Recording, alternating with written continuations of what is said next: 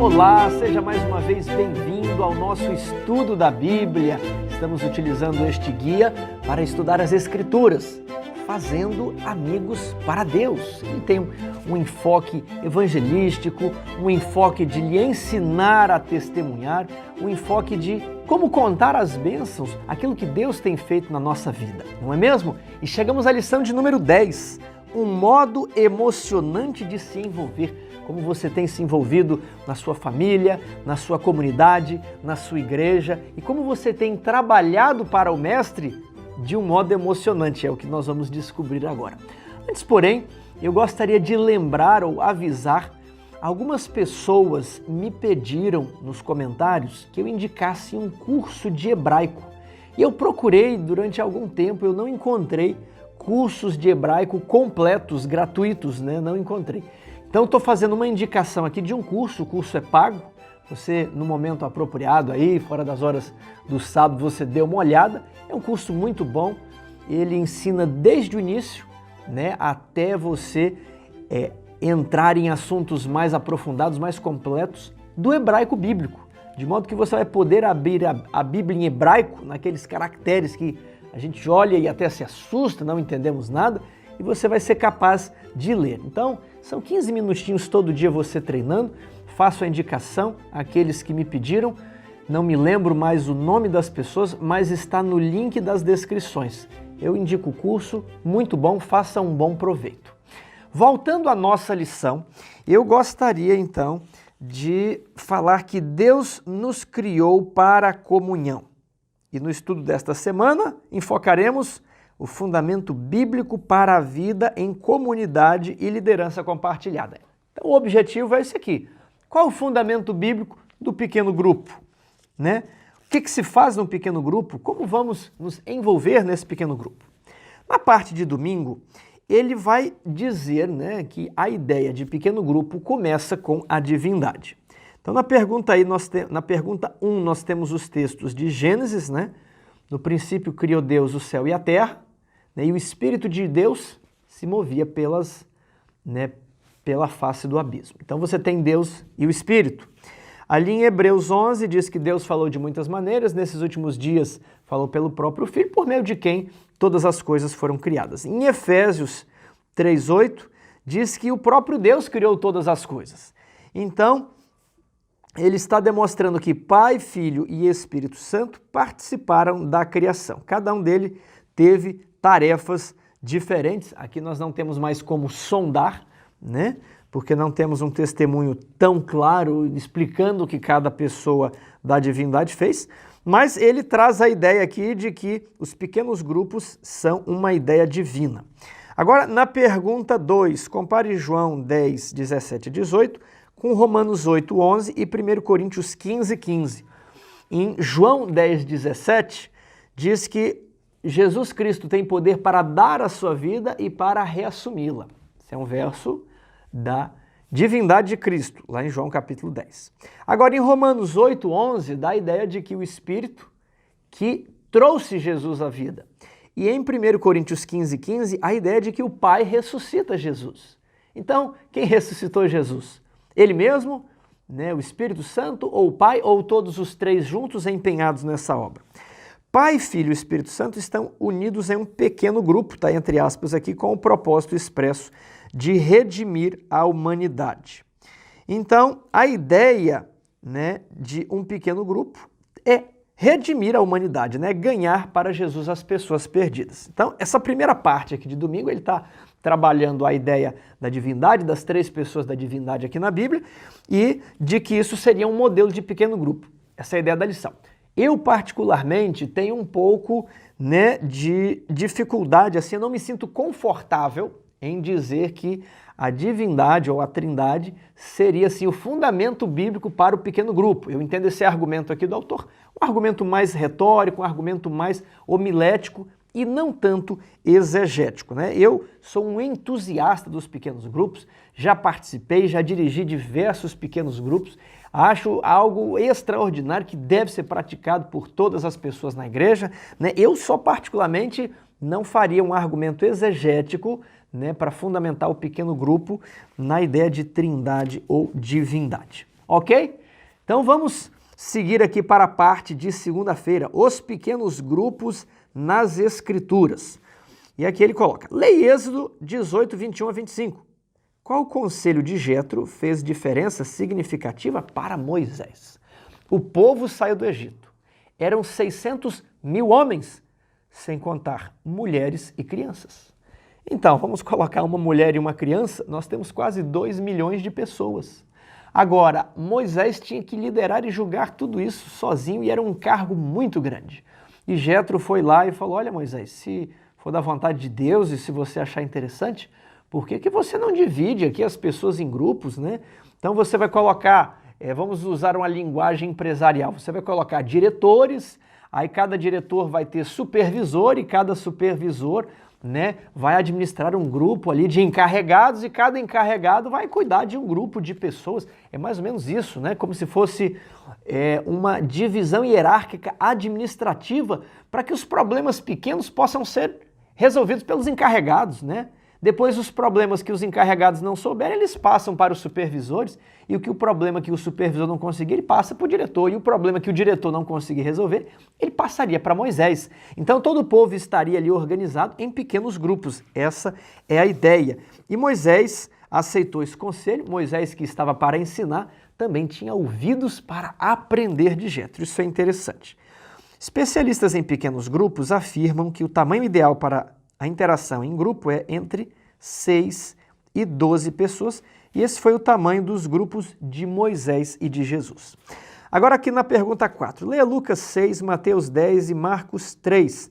Qual foi o duplo propósito de Jesus ao chamar os discípulos para o ministério de seu pequeno grupo? Então diz que Jesus orou a noite inteira e escolheu ali 12 pessoas. E ele escolheu discípulos e deu-lhes autoridade. E no texto de Marcos, você só vai entendendo isso juntando os 3 textos, né?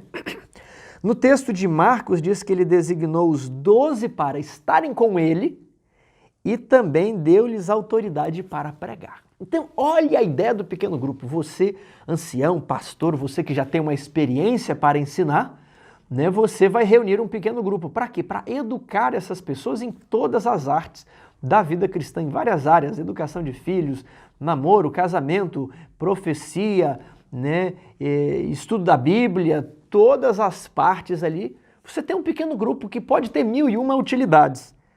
Só que o propósito não é ficar só ali no pequeno grupo, né? O pequeno grupo está ali para aprender, para ser treinado, mas depois ele sai para pregar. Diz que, em comunhão com Cristo, os discípulos cresceram em graça e aprenderam a ministrar com eficiência. Às vezes nós encontramos muitas pessoas dispostas a trabalhar, dispostas a ministrar, mas às vezes elas não entendem como ser eficientes na hora de dar o estudo bíblico, né? Às vezes cometem algumas impropriedades, às vezes, né, tomam caminhos que não seriam os mais aconselháveis, estão cheias de boa intenção. Então o pequeno grupo tem esse propósito de alimentar alimentar espiritualmente as pessoas e evangelizá-las. Na parte de terça-feira, o título é Organizados para Servir. Leia 1 Coríntios, capítulo 12, versos 12 a 25. É um trecho bastante longo, mas Paulo está trabalhando com a analogia do corpo humano. Ele fala, olha, o corpo não é só braço, né? Tem braço, tem perna, mas também não é só braço e perna, tem os olhos, tem o nariz. E a lição aqui traz um exemplo da medicina moderna que fala do sistema digestivo, cardiovascular, respiratório e do próprio esqueleto. São sistemas diferentes que se ajudam um ao outro.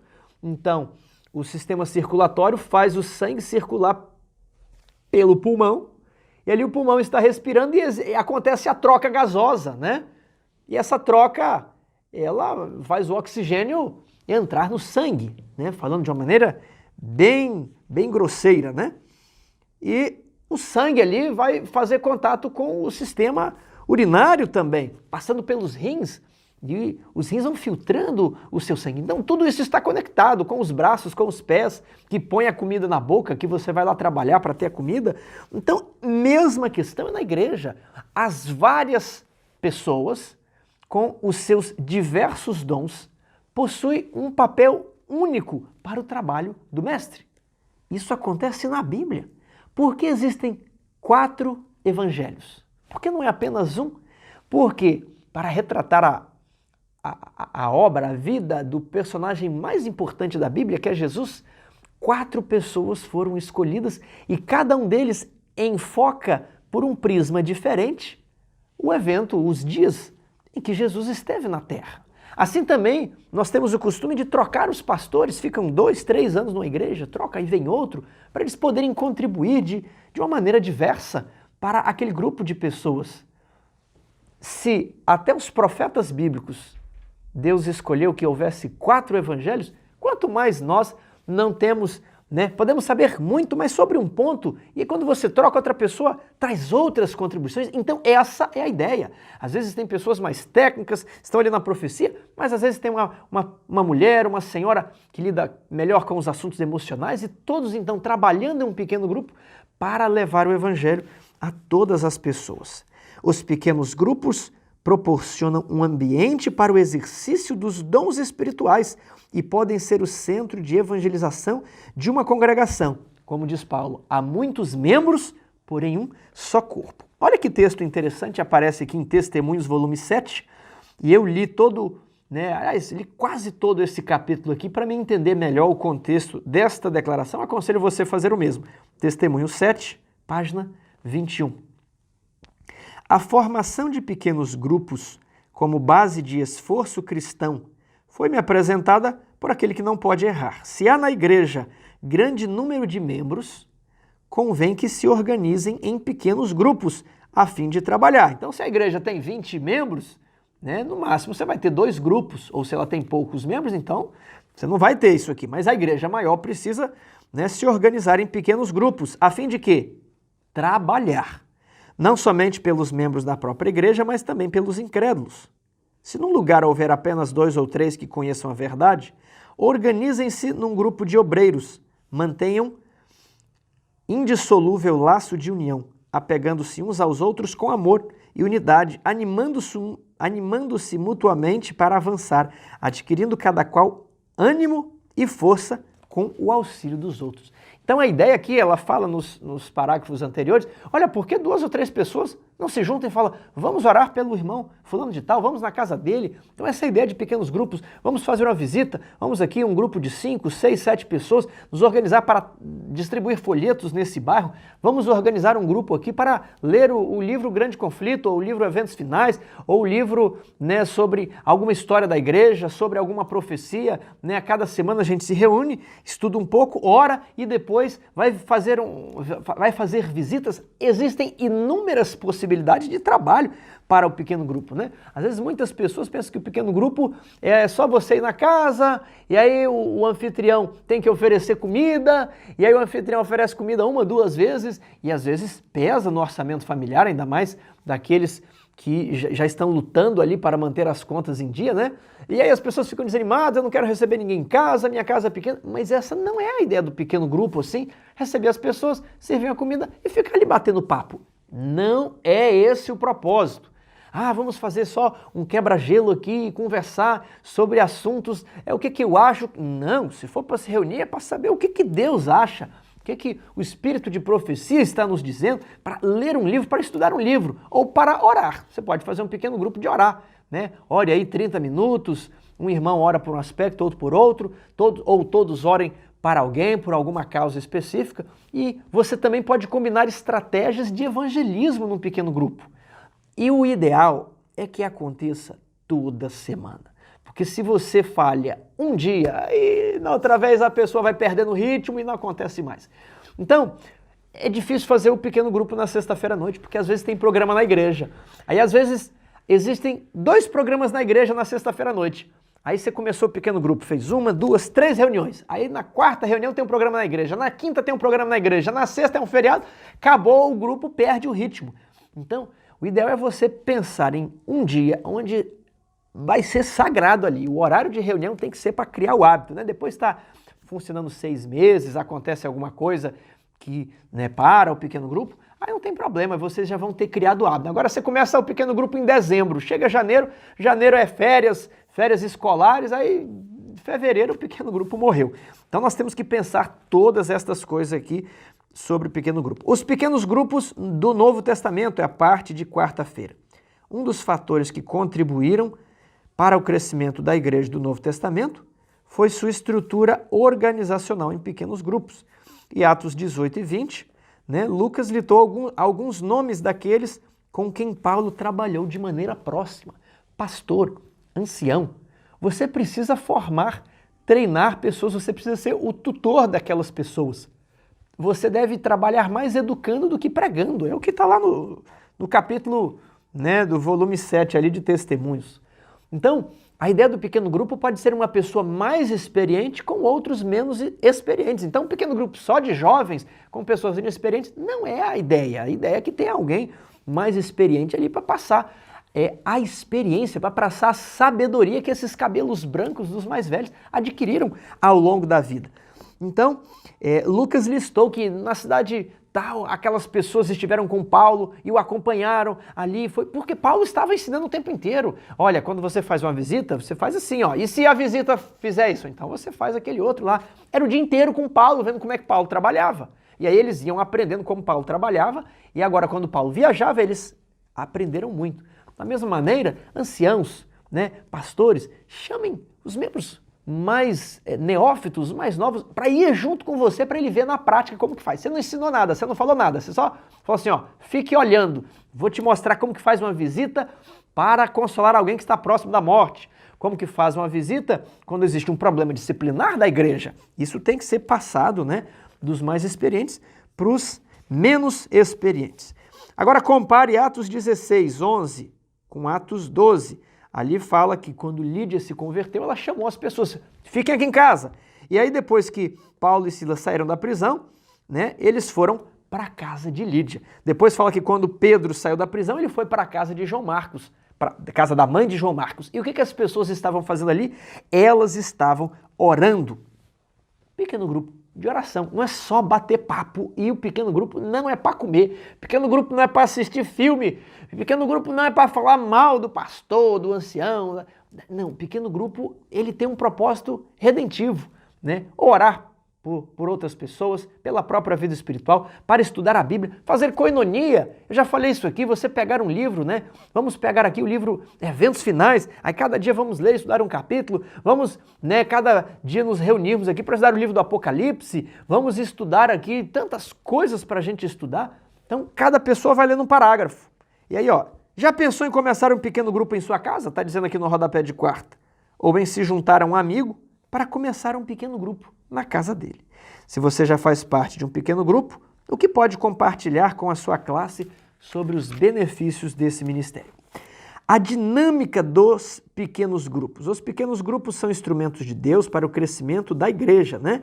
E aqui Atos lista diferentes elementos envolvidos desses grupos no Novo Testamento. Em quais atividades eles estavam reunidos? Na maioria aqui, reunidos para oração. Quando eles se ajoelharam e oraram, tremeu o lugar em que estavam reunidos. Depois estavam orando para que Pedro fosse solto. Veja bem, eles não tinham certeza que Pedro seria solto. Tiago já tinha sido decapitado, né? E aí prendem Pedro. O que eles vão imaginar? Vão matar Pedro também. Mas estavam ali orando, rogando ao Senhor que salvasse a Pedro. Aqui é muito interessante o texto onde Paulo reuniu os presbíteros em Éfeso e os aconselhou. Olha, quando eu sair, lobos vorazes vão penetrar no meio da igreja, mesmo entre vocês têm que tomar cuidado. Então, a obra do pastor e do ancião consiste em ensinar também, não apenas ensinar textos bíblicos, mas ensinar a lidar com pessoas, ensinar a fazer uma visita, ensinar a lidar com um problema disciplinar, sabedoria, cautela, estratégia, tudo isso tem que ser passado.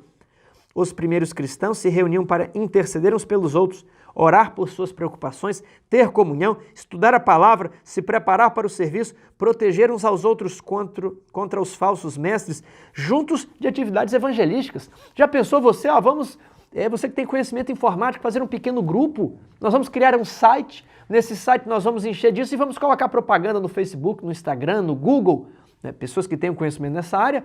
E nós vamos conseguir chegar em pessoas que nós não chegaríamos distribuindo folhetos na rua. Talvez pessoas que vivem em condomínios fechados, que você não consegue levar o livro do Impacto e Esperança, mas ele vai ser afetado por uma propaganda e ele entra naquele site. Uma estratégia que você que é formado em informática, cria um grupo do WhatsApp aí, né, de pessoas que sabem lidar com isso. Vamos fazer um trabalho na internet. Aí depois você pode fazer um trabalho também, né? Vamos fazer aqui, colocar um outdoor e aí nós vamos colocar uma imagem da Páscoa, uma imagem, né, de Apocalipse, alguma coisa chamativa e nós vamos fazer uma reunião aqui, né, de ensinar a Bíblia. Anuncie na cidade, seja criativo com o seu pequeno grupo. Tem pessoas com habilidade de administração, outros têm habilidade de pregar, mas não tem de administração. O outro é bom de marketing, de propaganda. Outro empresário tem uma visão, né, comercial. Junte-se e trabalhe em favor do Evangelho. De acordo com Jesus, qual é a solução para o problema da seara? Vamos ver esse texto? Mateus 9, 37 a 38. E então se dirigiu a seus discípulos. A seara, na verdade, é grande, mas os trabalhadores são poucos. Jesus não disse, olha, vai ser tranquilo, não. Ele falou, olha, há muita coisa para fazer, mas tem pouca gente. Verso 38. Rogai, pois, ao Senhor da seara, que mande trabalhadores. Então, por que não orarmos a Deus para pessoas que vão se ajuntar a você para formar o seu pequeno grupo?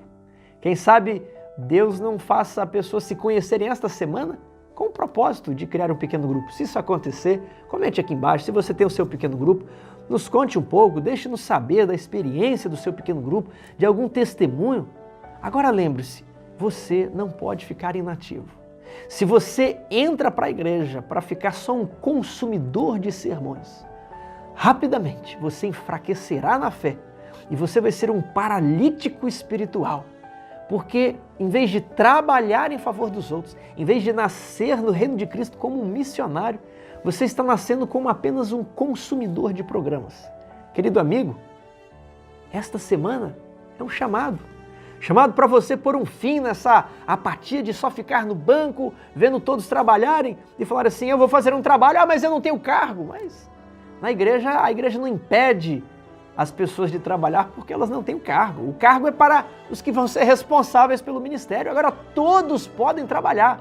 Você não é o responsável pelo aquele ministério, mas nada impede de você se chegar no responsável e falar, eu quero contribuir, conte comigo, eu quero fazer um pequeno grupo, né? Comece com pessoas para dar uma base nesse pequeno grupo, pessoas que já conhecem um pouco da Bíblia, e ali quando esse grupo vai criando a rotina, aí você vai convidando pessoas que ainda não conhecem Jesus, que estão passando por algum problema, e elas vão se ajuntar ao seu pequeno grupo e vão receber um pouco da fé de vocês. E quando seu pequeno grupo crescer, que as pessoas estiverem experientes, aí você vai dividi-lo em 2 grupos para multiplicar o conhecimento e o trabalho em favor de Deus.